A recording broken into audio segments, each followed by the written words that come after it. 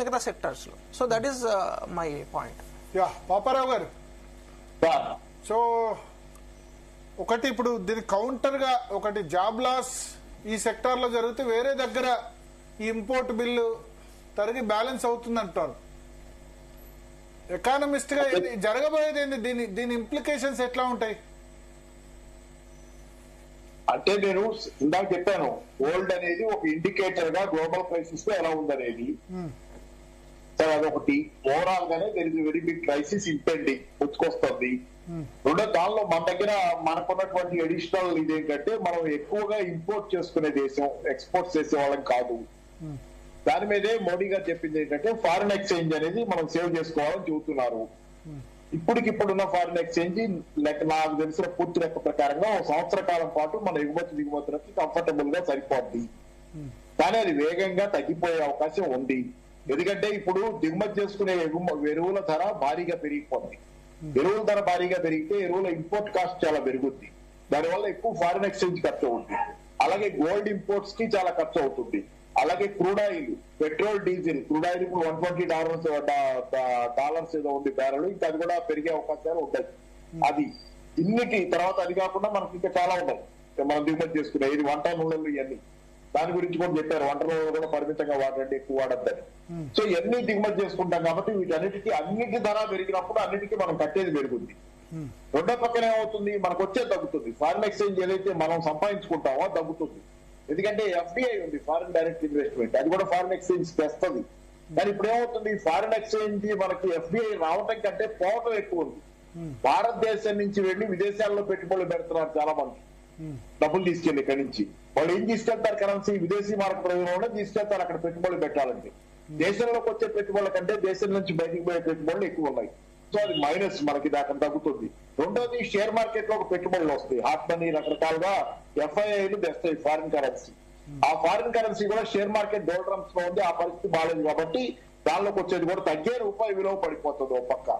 మూడోది, మనకి రెమిటెన్సెస్ రావాలి. $137 బిలియన్లతో ఈ సంవత్సరం కూడా రికార్డు స్థాయి రెమిటెన్సెస్ ఉన్నాయి. కానీ మధ్యప్రాచ్యంలో చాలా పెద్ద సంక్షోభం దృష్ట్యా అక్కడ ఎంప్లాయ్మెంట్ అనేది డోల్డ్రమ్స్ లో ఉంది. ఎక్కడ మనకు అక్కడ సుమారుగా $37-38 బిలియన్ల మధ్యప్రాచ్యం నుంచి మనకు వస్తుంది రెమిటెన్సెస్. అవి ప్రమాదంలో ఉన్నాయి ఈ రోజు. అక్కడ ఏమవుతా ఎంప్లాయ్మెంట్ అనేది ఒకటి. రెండోది, అమెరికన్ రెమిటెన్సెస్ చాలా ఉన్నాయి. అమెరికా నుంచి కూడా ఎంతో నాకు నెంబర్ తెలియదు కానీ చాలా పెద్ద ఎత్తున మనకి డబ్బులు పంపుతారు.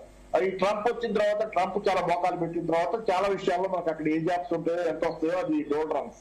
సో రెమిటెన్సెస్ తగ్గుతున్నటువంటివి. సో ఓవరాల్ ఏమవుతుంది, మీకు మీ ఖర్చులు ఎక్కువ, మీ ఆదాయం తక్కువ. ఆ వస్తున్న ఆదాయం కూడా దెబ్బతినే ప్రమాదం ఏర్పడింది. సో ఇంబ్యాలెన్స్ లో మీరు కూర్చొని తింటే కొండలైనా కరిగిపోతాయని మీకు ఇప్పుడు మీ ఫారిన్ ఎక్స్చేంజ్ ఇప్పుడు ఎంత ఉంది, మన విదేశీ మార్కెట్ నిల్వలు $690 బిలియన్ల దాకా ఉన్నాయి నిన్నటి లెక్క ప్రకారం. అవి ఎన్నాళ్ళు రావు కూర్చొని తింటే. మీకు ఆదాయం ఒక పక్క వస్తుంటే ఒక పక్క ఖర్చు పెడితే బ్యాలెన్స్ అవుతుంది. కానీ ఇది ప్రమాదకరమైనటువంటి పరిస్థితి. ఎందుకంటే 91లో మనం చూసాం, అప్పుడు విదేశీ మారక ద్రవ్య నిల్వలు 15 రోజులకి అడుగంటిపోయినాయి. ఆ 15 రోజులు దాటి సరిపోయే లేవు.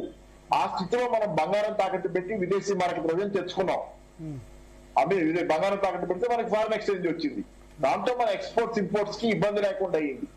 మళ్ళీ అలాంటి పరిస్థితిలోకి వెళ్లే అవకాశం ఒకటి ఉంది, ప్రమాదం ఉంది. రెండోది ఏంటంటే ఇప్పుడు ధరలు పెరిగే ప్రమాదం. ధరలు అన్ని ఖచ్చితంగా పెరుగుతాయి సార్. ఆల్రెడీ ధరలు పెరిగినాయి, చాలా ధరలు ఆల్రెడీ పెరిగినాయి. వాటర్ బోర్డు ధరలు పెరిగినాయి. ఎల్పిజి పెరగడం వల్ల నగర ప్రాంతాల్లో చూడండి, వర్కర్స్, మైగ్రెంట్ వర్కర్స్, కన్స్ట్రక్షన్ ఏరియాలో కన్స్ట్రక్షన్ లో పనిచేసే వర్కర్స్ చాలా చోట్ల వెళ్ళిపోతున్నారు వాళ్ళకి ఎల్పిజి ధరకి. దానివల్ల కన్స్ట్రక్షన్ వర్కర్స్ దొరకటంలో చాలా మందికి ఇప్పుడు కాస్ట్ పెరగలే కదా. కన్స్ట్రక్షన్ వర్కర్స్ కి పెరగలేదు. ఆ స్కీమ్ లో ఉన్న వాళ్ళకి, ఉజ్వల స్కీమ్ వాళ్ళకి పెంచలేదు, నార్మల్ వాళ్ళకే పెంచారు. ఓన్లీ కమర్షియల్ పెరిగిందండి. నార్మల్ ఓన్లీ 50 రూపీస్ పెరిగింది. కమర్షియల్ చాలా భరత్ గారు బిల్డర్లను అడగండి, మనకు తెలుస్తుంది. బిల్డర్లు చాలా మంది, మైగ్రెంట్ వర్కర్స్ చాలా మంది వెళ్ళిపోతున్నారు. ఎందుకంటే ఎల్పిజి మెయిన్ దెబ్బ. మీకు అక్కడ నోయిడాలో వాళ్ళకి ఉజ్వల స్కీమ్ కింద ఇస్తారు కదా అంటారా, ఉజ్వల స్కీమ్ కనెక్షన్స్ కదా అంటారా. పూర్కి ఉజ్వల స్కీమ్ రేట్ ఏం పెరగలేదు, $500 లోపే ఉంది. ఏంటంటే స్కేర్సిటీ వల్ల బ్లాక్ లో కొనాల్సి వస్తుంది. భరత్ గారు, మీరు గమనించాల్సింది ఏంటంటే స్కేర్సిటీ వల్ల బ్లాక్ లోకి వెళ్లాల్సి వస్తుంది. ఇప్పుడు వెంటనే రావటంలా మీకు కమర్షియల్ వస్తుంది 5-6 రోజులు, ఇంతకుముందు ఒక రోజులో 3 రోజులు వస్తుంది. సిలిండర్ షార్టేజ్ మాత్రం ఉంది విపరీతంగా. కానీ ఇప్పుడు ఆ ₹1000 పెరిగిన తర్వాత షార్టేజ్ తగ్గినట్టు. సార్ మేము కూడా సిలిండర్ మీదనే వండుకొని తింటాం సార్, కిరోసిన్ మీద వండుకొని తినాం. నేను చెప్పేది వినండి ఒక్క నిమిషం ప్లీజ్. ఏమనుకోండి, నేను మీరు బయటకు అనుకోండి. తర్వాత నోయిడా ఇక్కడ జరిగిన సమ్మెలు, మధ్య వర్కర్స్ సమ్మెలు, జీతాలు పెంచమనే దానిలో కూడా ఎల్పిజి సిలిండర్ మేజర్ రోల్. ఆ సమ్మెలో కూడా ఎల్పిజి సిలిండర్ కమర్షియల్ సిలిండర్ పెరగడం వల్ల కొన్ని, ఇప్పుడు నేను నిన్న మధ్యాహ్నం సండే లంచ్ కని వెళ్తే మేము థాలీ చేయము, కొన్ని మాత్రం అవైలబుల్ ఉన్నాయని చెప్తున్నారు. అది మాత్రం జరిగింది కమర్షియల్ సిలిండర్. అదే సర్వ్ చేయము, స్పెసిఫిక్ మాత్రమే. హోటల్స్ వాళ్ళ మెనూ చేంజ్ చేశారు చాలా చోట్ల, కొన్నిట్లో సిలిండర్ మార్చారు, కొన్ని చోట్ల ధరలు పెంచారు. కాదు, నేననేది ఏంటంటే వర్కర్స్ మీద ఇంపాక్ట్ చెప్తున్నా. లైఫ్ దీనికోసం వాళ్ళకి ఇన్ఫ్లేషన్ పెరిగింది, వాళ్ళకి దానికి ఖర్చులు పెరిగి వాళ్ళ ఆదాయం సరిపోయిన పరిస్థితి ఉంది. సో ఓవరాల్ అది ఇంకా పెరుగుద్ది అంటున్నా నేను. రేపు పొద్దున ఫుడ్ ఇన్ఫ్లేషన్ ఇంకా పెరుగుద్ది. ఎల్లినో సంవత్సరం ఇది మర్చిపోకండి. ఈ సంవత్సరం జూన్ తర్వాత, జూన్ జూలైలో కూడా వర్షాలు ఉండవు. చాలా సీరియస్ ఎల్లినో సంవత్సరం. దీనివల్ల వర్షాలు లేకపోతే వర్షాభావ పరిస్థితి వల్ల ఆహార ఉత్పత్తి తగ్గుద్ది. అదొకటి. రెండోది ఒకటి ఇక్కడ చెప్పాలి, లాస్ట్ 2 ఎల్నినో ఇయర్స్ లో ఇండియాకు ఇబ్బంది రాలేదు. ఎందుకంటే 3 సంవత్సరాలు 4 సంవత్సరాలకు ఒకసారి కదా. 2015 తర్వాత నేను ఆథెంటిక్ గా చెబుతున్నాను భరత్ గారు వినండి. నేను ఆంధ్రజ్యోతి పత్రికలో అప్పట్లో ఎలక్షన్ల ముందు 2024 ఎలక్షన్ల ముందు కొద్ది నెలల ముందు రాశా, కొన్ని నెలల ముందు 7-8 నెలల ముందే రాశా. రాబోయేది ఎల్నినో సంవత్సరం కాబట్టి ధరల పెరుగుదల ఉంటుంది. ఆ ధరల పెరుగుదల ఎఫెక్ట్ పార్లమెంట్ ఎలక్షన్ లో రూలింగ్ పార్టీ మీద పడుతుంది. వర్షాలకు సంబంధించి లాస్ట్ 2 ఎల్నినో ఇయర్స్ కూడా ఇండియా బాగానే వర్షాలు పడ్డాయి. 2015 కాదు, అప్పుడు పడ్డది. ధరలు పెరిగినాయి. 2024 ఎలక్షన్ టైంకి ధరలు పెరగడం వల్లే బీజేపీ కూడా కొన్ని సీట్లు తగ్గి 240 సీట్లకు అది కన్ఫైన్ అవుతుంది కనుక ధరల పెరుగుదల కూడా ఒక మేజర్ ఇష్యూ ఆ రోజు. దానిలో ఎల్నినో పాత్ర కూడా ఉంది. ఎల్నినో పాత్ర నేను రాసే వ్యాసం ఆంధ్రజ్యోతిలో నాకు బాగా గుర్తుంది. నేను ఫస్ట్ ముందే రాసేదాన్ని. ఎల్నినో ఎఫెక్ట్ ఎలక్షన్ అనేది ఎంత ఉంటుంది అనేది రాశాను అప్పట్లో. సరే, ఏదైనా ఈ సంవత్సరం ఖచ్చితంగా ఎల్నినో చాలా సీరియస్ ఉంటుంది. జూన్ జూలైలో కూడా దాని ఎఫెక్ట్ ఉంటుంది. సో దాన్ని అయితే దాని వల్ల. రెండోది ఏంటంటే ఫెర్టిలైజర్ కొరత వల్ల ఉత్పత్తి తగ్గుతుంది, ఆహార ఉత్పత్తి. ఫెర్టిలైజర్ కొరత ఇందాకే నేను డేటా కూడా చెప్పాను మీకు. మన దగ్గర ఉన్న ఫెర్టిలైజర్ ఇప్పుడు 19 మిలియన్ టన్స్ ఉంది, లేకపోతే 20 మిలియన్ టన్స్ లోపు. మనకు కావాల్సింది 39 మిలియన్ టన్స్, అంటే సగమే మన దగ్గర ఉంది. ఆ ఫెర్టిలైజర్ కొరత అనేది కూడేది కాదు, అది దొరకడం కష్టం. ఇప్పుడు చాలా మంది కాంపిటేటర్స్ ఉన్నారు ఎక్కడ తెచ్చుకోవాలన్నా. కాబట్టి ఏంటంటే అది తీవ్రంగా ప్రభావితం చేయబోతుంది ఉత్పత్తిని. కాబట్టి ఆహార ధాన్యాలు, నిత్యావసరాల ధరలు జూన్ అన్నది ఇప్పటికే పెరిగినాయి, ఇంకా కూడా పెరిగే ఇది ఉంది. ఇది బిగ్ క్రైసిస్. అదే కాదు, నేను ఇంకోటి కూడా చెబుతుంది ఏంటంటే యుఎన్ఓ అనుకుంటా చెప్పింది. యుఎన్ఓ ఏం చెప్పిందంటే నిత్యావసరాల కోసం, ఆహార పదార్థాలు వీటి కోసం బిడ్డింగ్ వస్తుందని చెప్పింది. అంటే వేలంపాట వస్తుంది. ప్రపంచంలో దేశాలు మార్కెట్లో, అంతర్జాతీయ మార్కెట్లో ఎక్కడ ఆహారం దొరికితే అక్కడికి పోయి వేలంపాట్లో పాట పాడుకుంటాయి. నేను ఇంత ఇస్తానంటే నేను ఇంత ఇస్తానంటే పోటాపోటీగా పోటీ పడి ధర పెంచి ఆహార ధాన్యాలు కొనుక్కుంటాయి. బిడ్డింగ్ వస్తుంది, ఆహార ధాన్యాలు బిడ్డింగ్. దానివల్ల డబ్బులు ఎక్కువ ఉన్నటువంటి దేశాలు, ధనిక దేశాలు ఆహార ధాన్యాలు సొంతం చేసుకోగలవు. లేని వాళ్ళకి ఆహార ధాన్యాలు దొరకవు. ఇంత సీరియస్ గా ఉంది problem. It's a very serious problem. అది చెప్పింది. నేను మొన్న పత్రికలో కూడా చదివింది. యుఎన్ఓ దగ్గర నుంచి వచ్చింది మన